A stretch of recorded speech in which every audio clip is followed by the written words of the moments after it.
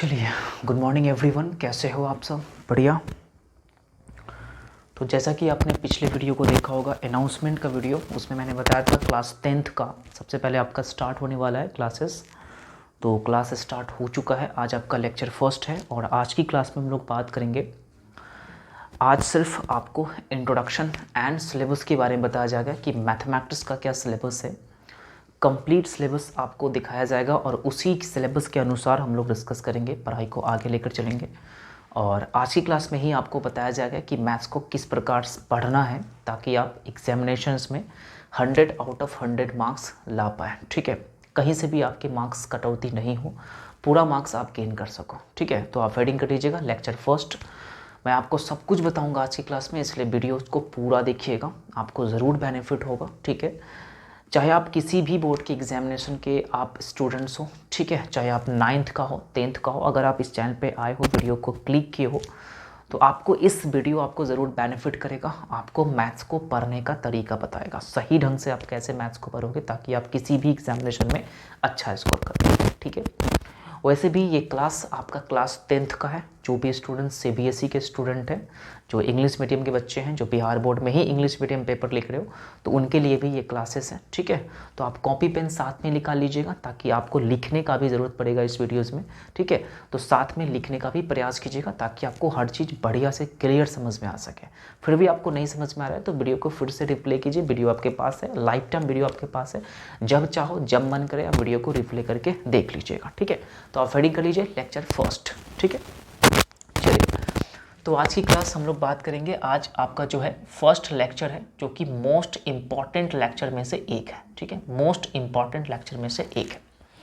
Lecture first को इसलिए most important कह रहे हैं क्योंकि इस वीडियोज़ में मैं आपको बताऊंगा कि मैथ्स को पढ़ना कैसे, मैथ्स के पेपर में 100% मार्क्स कैसे गेन कर सकते हैं, ये चीज़ मैं आपको बताऊंगा फर्स्ट ऑफ ऑल पहला।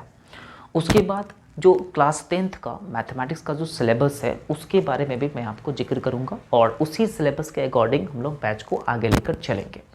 ये कंप्लीट बैच है, A to Z टॉपिक का बैच है, फ्री ऑफ कॉस्ट का बैच है, बिल्कुल A to Z आपको मैथमेटिक्स सिखाया जाएगा। इसमें 1 रुपया भी आपसे नहीं लिया जाएगा। आपको सिर्फ सपोर्ट करना है, वीडियो को लाइक करना है और वीडियो के लिंक को अपने फ्रेंड सर्कल में शेयर करना है और चैनल को सब्सक्राइब करना है। ठीक है, चलिए, तो लेक्चर फर्स्ट में हम लोग क्या क्या चीज़ सीखेंगे। सबसे पहले ये बैच आपके सामने CBSE स्टूडेंट या आप इंग्लिश मीडियम स्टूडेंट्स बोल सकते हो। ठीक है, जो स्टूडेंट्स, ठीक है ना, जो स्टूडेंट्स आप इंग्लिश मीडियम के स्टूडेंट्स हो, ठीक है, जो इंग्लिश मीडियम के स्टूडेंट्स हो सर, ठीक है, आप बिहार बोर्ड या आप CBSE के स्टूडेंट हो, उनके लिए ये क्लास स्टार्ट है। ठीक है, क्लास 10th, तो हेडिंग में कर लीजिएगा। ठीक, चलिए, आज मैं आपको बताने वाला हूँ 2 चीज़ों के बारे में। सबसे पहला जो आपको डिस्कस होने वाला है इंट्रोडक्शन एंड सिलेबस। ठीक है, इंट्रोडक्शन एंड सिलेबस, ये चीज़ आपको बताया जाएगा कि इंट्रोडक्शन एंड सिलेबस। ठीक है ना, इंट्रोडक्शन की बात करते हैं तो इसमें हम लोग बताएंगे कि how to score 100 out of 100 marks in math paper. ठीक है, मैथ पेपर, ये 2 चीज़ आपके सामने जिक्र होगा। पहला, फर्स्ट ऑफ ऑल पहला जो कहानी है, इंट्रोडक्शन में बात करते हैं तो बैच का इंट्रोडक्शन आपको पता है और इसी में मैं आपको बताऊंगा कि किस प्रकार आप मैथ के पेपर में 100% मार्क्स गेन कर पाओगे। ठीक है, चाहे आप कोई भी क्लास के स्टूडेंट हो, 9th 10th जो भी है, सबके लिए एक है। ठीक है, दूसरा क्या है सर, सिलेबस। क्लास 10th का जो भी सिलेबस है आपके पेपर में, ठीक है, जो एग्जामिनेशन क्वेश्चंस पूछते हैं उनके बारे में भी हम लोग जिक्र करेंगे। तो सबसे पहला जो आप हेडिंग करिएगा, आप ऊपर में हेडिंग कर लीजिएगा how to score 100 out of 100 marks in math paper किसी भी एग्जाम्स में। ठीक है, चलिए, जो पहला काम है आपका क्या है सर, 100% मार्क्स को गेन करना। तो ये बहुत इम्पॉर्टेंट पार्ट है, समझना ज़रूरी है क्योंकि अब बैच स्टार्ट हो रहा है। तो इसमें सबसे पहला काम क्या करना है, मैथ को सही ढंग से पढ़ने का तरीका। देखिए स्टूडेंट्स, बहुत सारे ऐसे स्टूडेंट हैं जो मैथ्स पढ़ते हैं, बहुत सारे टीचर्स मैथ पढ़ाते हैं, बट बहुत सारे ऐसे स्टूडेंट हैं जिनका मैथ वास्तविकता में कमज़ोर होते हैं, वो स्कोर नहीं कर पाते मैथ से, मैथ में उनको डर लगता है। क्यों डर लगता है, इसका रीज़न आपको पता है? देखो, मान लिया जाए कोई भी मार्केट आपके सामने, बहुत सारे बाज़ार में अगर जाओगे तो टीचर्स लोग अवेलेबल होते हैं क्लासेस के लिए, ठीक है। एक फेमस टीचर है, कहानी से समझिएगा ध्यान से, आपको समझ में आ जाएगा कि मैथ्स को सही ढंग से पढ़ने का तरीका क्या है, कितना इम्पोर्टेंट है। समझिएगा ध्यान से। मान लीजिए कि आप बाज़ार गए, ठीक है, बाज़ार में बहुत सारे ऐसे टीचर्स हैं जो फेमस टीचर है, जो पढ़ाते हैं, क्लासेस कोचिंग करवाते हैं, बहुत सारे स्टूडेंट्स उसमें जाते हैं। यहाँ तक कि आपको पता है कि क्लासेस में जो टीचर है वो सेम टीचर सभी बच्चों को पढ़ाते हैं। मान लीजिए 20 स्टूडेंट्स को पढ़ाते हैं, 20 स्टूडेंट्स हैं, उन 20 स्टूडेंट को वही सेम टीचर पढ़ा रहे होते हैं, ठीक है। उन 20 स्टूडेंट्स में 5 स्टूडेंट्स के मार्क्स 100 आ जाते हैं और 15 स्टूडेंट्स के मार्क्स 100 से कम आते हैं, मतलब पूरा 100 आउट ऑफ 100 नहीं आते। और कुछ ऐसे स्टूडेंट्स भी होते हैं जिनका मार्क्स 0 होता है, ठीक है, उनका मैथ्स में स्कोर नहीं बन पाता। आपने सोचा कभी कि सेम टीचर है, फेमस टीचर है, वही टीचर ने उन 20 स्टूडेंट्स को पढ़ाया, लेकिन उन 20 स्टूडेंट्स में 5 स्टूडेंट्स का जो मार्क्स है वो 100 क्यों आया और 15 स्टूडेंट का मार्क्स 100 से कम क्यों आया? इसका क्या रीज़न हो सकता है? आप ज़रा सोचिए। इसका रीज़न हो सकता है कि मैथ्स को सही ढंग से पढ़ने का तरीका, ठीक है। Same teacher, same concept, same knowledge, same maths, लेकिन उसी में 5 स्टूडेंट्स 100 पे पहुंच गया और 15 स्टूडेंट्स का मार्क्स 100 से कम आया, मतलब 0 भी आता है, 10 भी आता है, 20 भी आया। क्यों आया ऐसा? इसका रीज़न क्या है? आप सोचो, इसके बारे में रिसर्च कीजिए कि ऐसा क्यों हुआ। आप कहोगे सर ऐसा इसलिए हुआ कि स्टूडेंट्स पढ़ते नहीं होंगे, टीचर तो पढ़ा दिया लेकिन स्टूडेंट पढ़ते नहीं होंगे। बिल्कुल सही बात आपने सोचा। मैथ्स को सिर्फ टीचर पढ़ाने से स्टूडेंट सीख जाएगा, ऐसा हो ही नहीं सकता, क्योंकि मैथ एक लॉजिकल टर्म्स है। जब मैथ हर जगह है, मैथ के बिना दुनिया अधूरा है। बात समझिए, अगर आप मैथ्स नहीं जानते हो तो आप इंसान नहीं हो। मैथ जो ऐसा सब्जेक्ट्स है, मैथ के बिना कुछ भी नहीं है। मानो आप जहाँ भी जाओ हर जगह मैथ्स है, ठीक है। उन 20 स्टूडेंट्स में 5 स्टूडेंट्स का मार्क्स 100 आया और 15 स्टूडेंट का मार्क्स कम आया। ऐसा इसलिए हुआ क्योंकि उन 15 स्टूडेंट्स ने मैथ्स को पढ़ने का तरीका उनको पता नहीं है, उन मैथ्स को पढ़े ठीक से नहीं।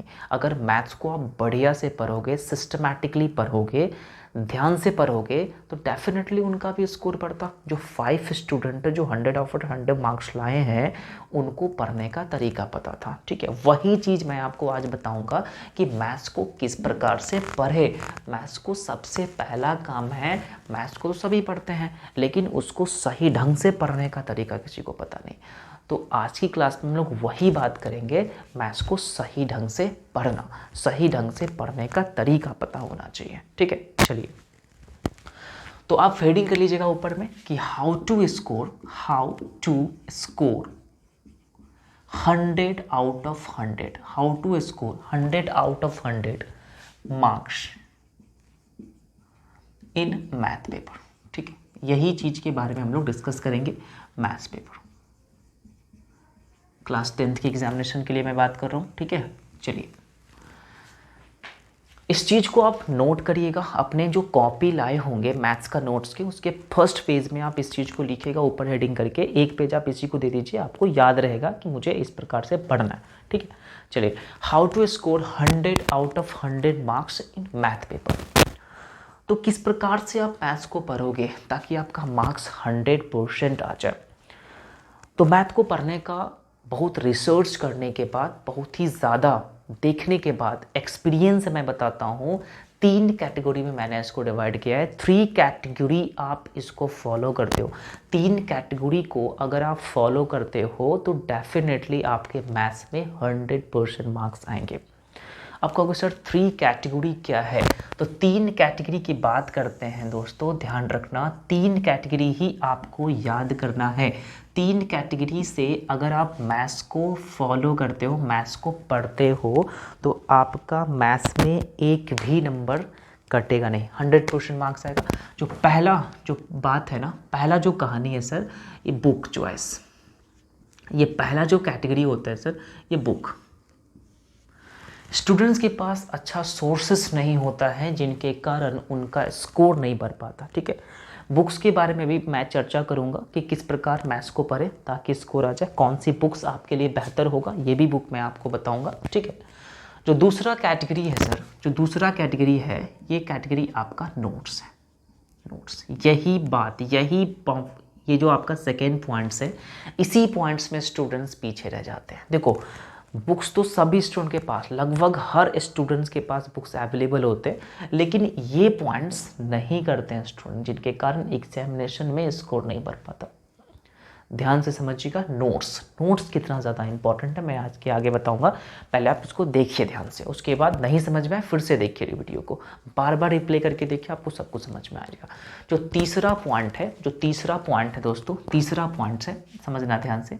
ये तीसरा पॉइंट बहुत ही ज़्यादा इंपॉर्टेंट पॉइंट है सर, रिवीजन। बस ये 3 पॉइंट बहुत ही सिंपल और आसान तरीका मैं आपको बता रहा हूँ मैथ्स को पढ़ने का। अगर ये तरीका आप फॉलो नहीं करते हो ना, ये तरीका आप फॉलो नहीं करते हो तो आप चाह कर भी मैथ में स्कोर नहीं कर पाओगे। ये अंतिम तरीका है, लास्ट तरीका है, यही एकमात्र तरीका अपने मैथ्स को स्कोर करना। अगर अब इस लेवल पर नहीं पढ़ोगे, इस कैटेगरी से आप नहीं पढ़ोगे तो डेफिनेटली आप मैथ्स में स्कोर नहीं कर पाओगे। बहुत सारे स्टूडेंट्स क्या करते हैं, बुक्स लेते हैं, रिवीजन करते हैं, ये 2 कैटेगरी में ही रह जाते हैं और ये नोट्स नहीं बनाते, उनका भी मार्क्स कम जाता है। पास तो हो जाते हैं, स्कोर आ जाता है, लेकिन टॉपर मार्क्स नहीं आते। अगर आप चाहते हो टॉपर मार्क्स लाना, 100 आउट ऑफ 100 लाना, तो आपको इस तीनों कैटेगरी को लेके चलना पड़ेगा। मतलब इसको भी आप नहीं छोड़ सकते, मतलब तीनों VVI कैटेगरी है, तीनों कैटेगरी में से किसी भी कैटेगरी को आपको छोड़ना नहीं है, तीनों कैटेगरी को लेना है। चलिए अब देखते हैं, बुक्स के बारे में समझाने का मैं प्रयास करूंगा। बुक्स कौन सा ले, तो ध्यान रखना, बुक्स जो है ना वो आपको 2 ही बुक्स लेना है, मिनिमम ओनली 2 बुक्स आपको लेकर चलना है, ओनली फॉर 2 बुक्स। ये भी एक बहुत बड़ा चुनौती होता है। स्टूडेंट्स क्या करते हैं, बहुत सारे बुक्स को ले आते हैं, 1 बुक 2 बुक के अलावा 5 बुक 6 बुक को सॉल्व करते हैं टॉपर होने के लिए, वो पीछे हो जाते हैं। 5 बुक को आपको सॉल्व नहीं करना है, ओनली फॉर 2 बुक्स, 2 बुक आपको लाना है। पहला जो बुक्स है वो है आपका NCERT, जो कि आपके लिए मोस्ट इम्पॉर्टेंट बुक है, ये कंपल्सरी है, इसको आपको सॉल्व करना ही है, इस बुक को आप छोड़ नहीं सकते, इस बुक को आप स्किप नहीं कर सकते। बात समझ में आ रहा है? बुक्स आपको 2 लाना है, पहला NCERT और दूसरा जो बुक्स है ना, आप कोई भी बुक ले आओ, KC सिन्हा का बुक आप ले सकते हो। ठीक है, KC सिन्हा इंग्लिश मीडियम आता है, 9 भी आता है, तो KC सिन्हा हटा दो सर, आप RD शर्मा का बुक ले लो। ठीक है, RD शर्मा का बुक जो कि मोस्ट इम्पॉर्टेंट बुक है, बढ़िया बुक है, या आपके चॉइस है, या योर चॉइस, आपके चॉइस, आप कोई भी 1 बुक ले लो। ठीक है, जो इम्पोर्टेंट, बात समझो। तो बुक्स में आपको 2 बुक लेना है, पहला NCERT बुक और दूसरा बुक आपके सामने मैंने लिख दिया, RD शर्मा बेस्ट बुक है। ठीक है, आप इस बुक को फॉलो कर सकते हो, या आपको RD शर्मा बुक्स नहीं लेना है तो आपकी चॉइस में कोई भी बुक आप ले सकते हो। RS अग्रवाल ले सकते हो, RS अग्रवाल सर का बुक्स ईजी बुक्स है, तो उससे बेहतर RD शर्मा बुक हो। ठीक है, एग्जामपेडिया ले सकते हो, आपकी मर्जी, कोई भी बुक ले लो, लेकिन 2 बुक आपको कंपलसरी लेना है, पहला NCERT और दूसरा कोई भी एनी बुक्स आप ले सकते हो। RD शर्मा बुक बेस्ट है, ये बुक आप ले सकते हो। ठीक है, बुक्स के बारे में समझ गए, पढ़ना कैसे मैं आगे बताऊंगा, पहले आप ध्यान से कैटेगरी को ध्यान से समझिए कि किस प्रकार आप कैटेगरी से पढ़ोगे। पहला कैटेगरी बुक्स 2 लेना है, पहला NCERT और दूसरा आपकी चॉइस। मेरी चॉइस से लोगे तो RD Sharma best book, one of the best book RD Sharma. उसके बाद सेकंड नोट्स में आते हैं, तो नोट्स में समझिए कि नोट्स क्या होता है, आखिर में नोट्स कितने प्रकार के होते हैं और कितने तरीके से हम लोग नोट्स को बनाएंगे।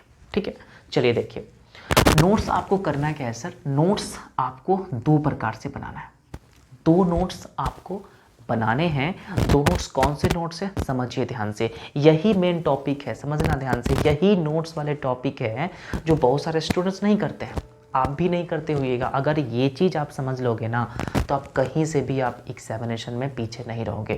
A to Z क्वेश्चंस बनेंगे, समझना ध्यान से। नोट्स की बात करते हैं ना, तो पहला बनता है sir class notes. Class notes के बारे में समझा, ये क्लास नोट्स होते क्या हैं? तो क्लास नोट्स का मतलब होता है सर टीचर नोट्स, जो आपको टीचर ने पढ़ाया, ये चीज़। जैसा कि मैंने आप चैप्टर वाइज यहाँ पे आपको डिस्कस करूँगा, जो भी आपका बैच स्टार्ट हो रहा है मैथमेटिक्स का, पूरे सिलेबस के अकॉर्डिंगली हम बात करेंगे। जो भी क्वेश्चंस मैं आपको पढ़ाऊँगा यहाँ पे बोर्ड पे, वो सभी सेम टू सेम जैसे मैं लिखूँगा A to Z आपको इस नोट्स में लिखना है, उसी को कहा जाता है क्लास नोट्स। बात समझा? क्लास नोट्स एक बढ़िया सा कॉपी ले आइए, आप कोई भी क्लासमेट का कॉपी ले लीजिए, उसमें आप नोट्स करिए। क्लास नोट्स का मतलब समझा? मतलब कहने का मतलब मेरा ये है कि जो भी मैं बैच में पढ़ाऊँगा, जैसे कि लेक्चर 1, लेक्चर 2 में आपको चैप्टर स्टार्ट होगा, जो भी मैं बोर्ड पर लिखाऊंगा, जो भी मैं आपको सिखाऊंगा, वो A to Z same to same आपको क्लास नोट्स में लिखना है। इसी को कहा जाता है क्लास नोट्स, मतलब टीचर नोट्स। जो टीचर पढ़ाए उन्हीं को क्लास नोट्स। तो नोट्स 2 कैटेगरी का होता है, पहला क्लास नोट्स हो गया, और दूसरा की बात करते हैं तो दूसरा में आपका हो गया सर सेल्फ नोट्स। आपका होगा सर ये सेल्फ नोट्स क्या होते हैं? सेल्फ नोट्स क्या होते हैं सर? सेल्फ नोट्स ही इंपॉर्टेंट है दोस्तों, ध्यान रखना। ये भी एक कैटेगरी है सेल्फ नोट्स, जिनको अक्सर स्टूडेंट्स स्कीप कर जाते हैं, छोड़ देते हैं, जिनके कारण उनका स्कोर नहीं पढ़ पाता। सेल्फ नोट्स क्या होते हैं? तो सर सेल्फ नोट्स क्या होते हैं? तो सेल्फ नोट्स आपके सामने जो होता है वो इम्पॉर्टेंट क्वेश्चंस नोट्स होते हैं, इम्पॉर्टेंट क्वेश्चंस का नोट्स होते हैं प्लस ट्रिक। बात समझा? मतलब नोट्स के लिए आपको क्या करना है, 2 कॉपी लेना है। पहला क्लास नोट्स जो टीचर ने पढ़ाया, और दूसरा सेल्फ नोट्स। सेल्फ नोट्स भी आपको क्लासमेट का कॉपी लेना है, उसमें क्या करना है, important questions notes. Important questions की बात कर लेते हैं, तो इंपॉर्टेंट क्वेश्चन का मतलब होता है कि अगर आप चैप्टर, मैंने आपको चैप्टर पढ़ा दिया, पहला चैप्टर मान ली जाए कि आपका ट्रिगोनोमेट्री मैंने आपको पढ़ाया, और उस चैप्टर में आपको कोई क्वेश्चंस फंस रहा है, कोई क्वेश्चंस आपसे नहीं बन रहा है, ठीक है। चैप्टर पढ़ने के बाद, रिवाइज करने के बाद आप बुक से क्वेश्चंस को सॉल्व कर रहे हो, और उस बुक्स में आपको क्वेश्चंस नहीं बना, ठीक है। तो उस क्वेश्चंस को आपको क्या करना है, इस सेल्फ नोट्स में लिखना है। मतलब वो क्वेश्चंस आपके लिए कन्फ्यूजिंग होगा, मतलब हो सकता है कि वो क्वेश्चंस एग्जामिनेशन में आ जाए, तो आप इस प्रकार से पढ़े रहिएगा ना, तो आपको तुरंत उस क्वेश्चंस की सॉल्यूशन याद आ जाएगा, ठीक है। तो इसमें क्या करना है सर, सेल्फ नोट्स में क्या करना है, जो हार्ड क्वेश्चंस होंगे, जो आपसे क्वेश्चंस फंसेंगे, उन्हीं क्वेश्चंस को आपको इस नोट्स में लिखना है चैप्टर वाइज। बात समझ में आ रहा है? अच्छा से समझ में आ गया। उसके बाद ट्रिक। तो यहाँ मैं जो चैप्टर स्टार्ट करूँगा, तो मैं आपको कॉन्सेप्ट के साथ साथ ट्रिक भी बताऊँगा। जैसे कि एक चैप्टर हो गया आपका ट्रिगोनोमेट्री, तो उसमें क्वेश्चंस का कॉन्सेप्ट तो मैं बताऊंगा ही, साथ में उसको ट्रिक से कैसे सॉल्व करेंगे विद इन सेकेंड्स में, वो भी मैं आपको बताऊंगा। तो वो ट्रिक आपको इस नोट्स में लिखना है।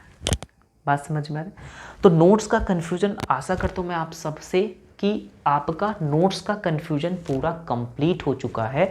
तो नोट्स आपको 2 लेना है, पहला क्लास नोट्स, क्लास नोट्स का मतलब जो टीचर पढ़ाता है, और दूसरा सेल्फ नोट्स। सेल्फ नोट्स में क्या करना है, इंपॉर्टेंट क्वेश्चंस, जो हार्ड क्वेश्चंस होंगे, जो टफ क्वेश्चंस होंगे, उसके बाद ट्रिक्स, जो मैं आपको ट्रिक पढ़ाऊंगा वो आपको सेल्फ नोट्स में लिखना है। यहाँ तक कोई दिक्कत नहीं।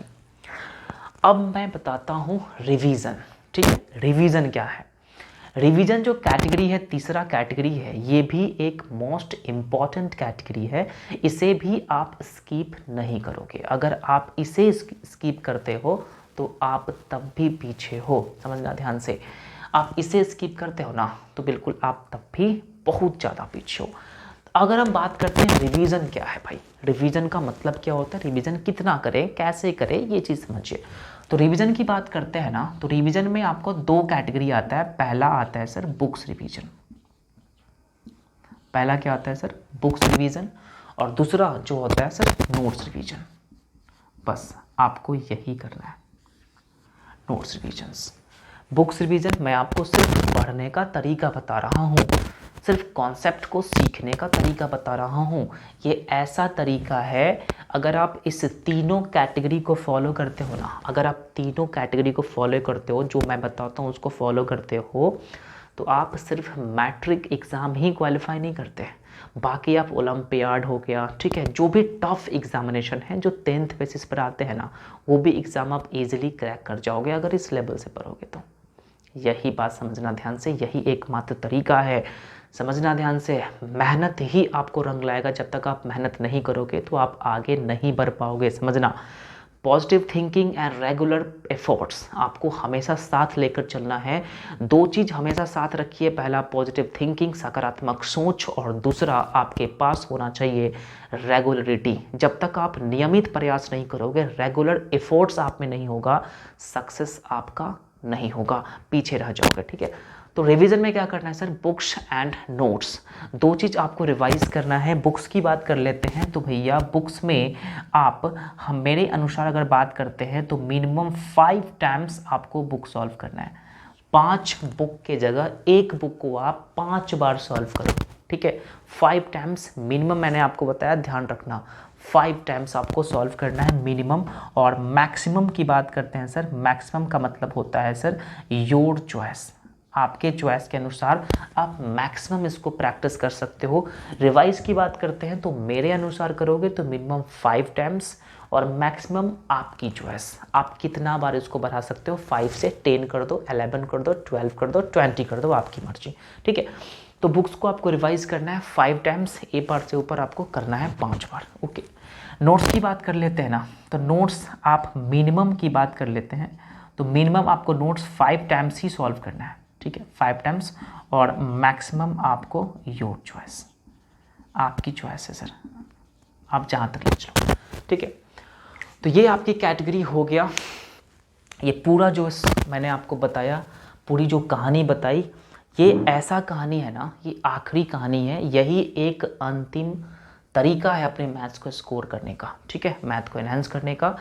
तो मैथ में स्कोर करने का 3 कैटेगरी मैंने आपको बताया, पहला बुक्स, और दूसरा नोट्स, और तीसरा रिवीजन, ठीक है। चलिए नोट्स की बात कर ले, बुक्स की बात करते हैं। तो बुक्स आपको 2 लाना है, पहला एनसीईआरटी जो कंपलसरी है, 100% आपको सॉल्व करना है। उसके बाद आरडी शर्मा का बुक, मेरे अनुसार, मेरे अकॉर्डिंग आप आरडी शर्मा का बुक सॉल्व कर सकते हो, इंग्लिश मीडियम के लिए मोस्ट मतलब बेस्ट बुक है, वन ऑफ द, ठीक है।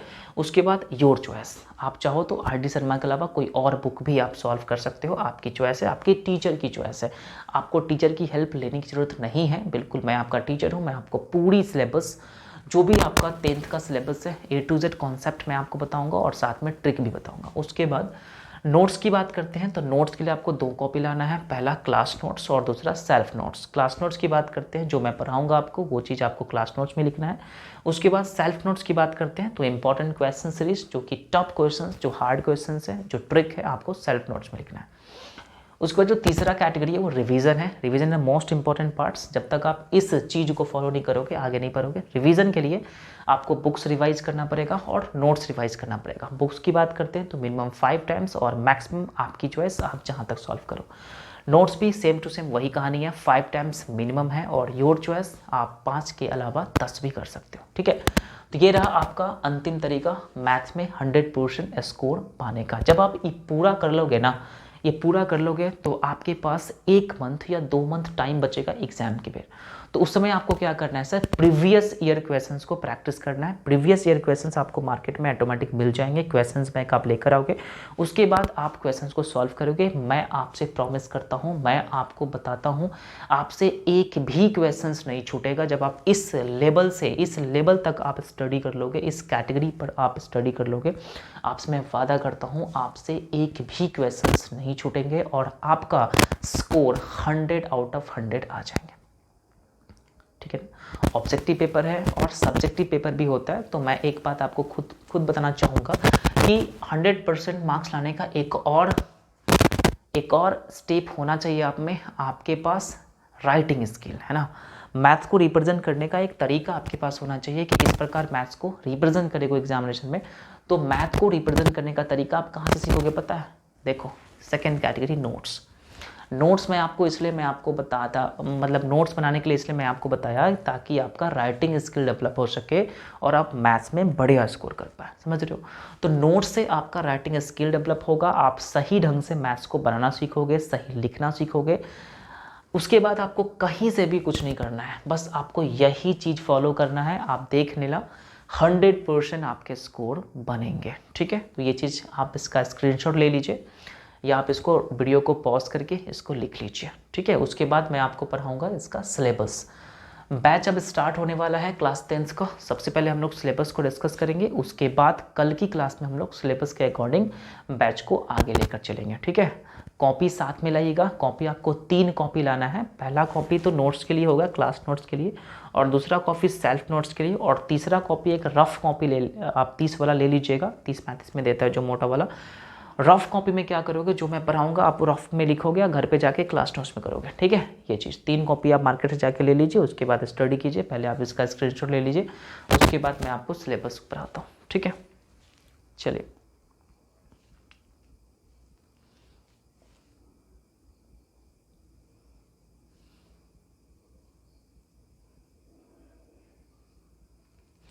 हो गया? कोई दिक्कत है बताओ?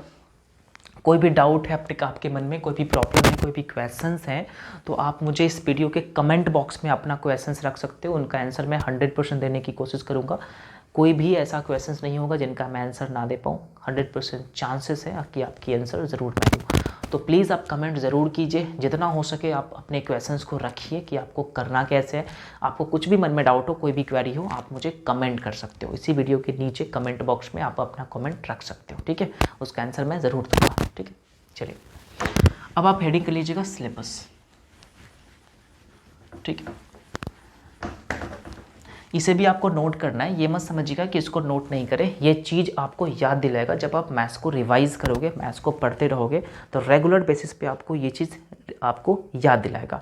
हो सकता है कि आपके जो स्टडी रूम होंगे, स्टडी रूम में जहाँ पे आप पढ़ते हो, जहाँ पे आपका स्टडी टेबल भी होगा, वहाँ पे आप पढ़ते हो, तो वहाँ पे एक पेज में आप इस सभी चीज़ों को लिख कर साट दो, इस सभी चीज़ों को लेकर, ताकि आपका हर रोज़ आप जब पढ़ने बैठो तो आपका चेहरा, आपकी जो आइज़ है, आपकी जो आँख है, उस पर जाए और आपको याद हो सके। क्लियर है? चलिए, तो आप जो दूसरा कैटेगरी है आप लिखिएगा सिलेबस ऑफ मैथमेटिक्स। तो क्लास 10th का जो मैथमेटिक्स का सिलेबस है मैं आपको लिखा देता हूँ। उसके बाद आज की क्लास यहीं पे मैं समाप्त करना चाहूँगा। उसके बाद कल की क्लास में हम लोग रेगुलर बेसिस पे सिलेबस के अकॉर्डिंग हम लोग क्लास को आगे लेकर चलेंगे। ठीक है, चलिए यहाँ पे आप थोड़ा सा हेडिंग कर लीजिएगा सिलेबस।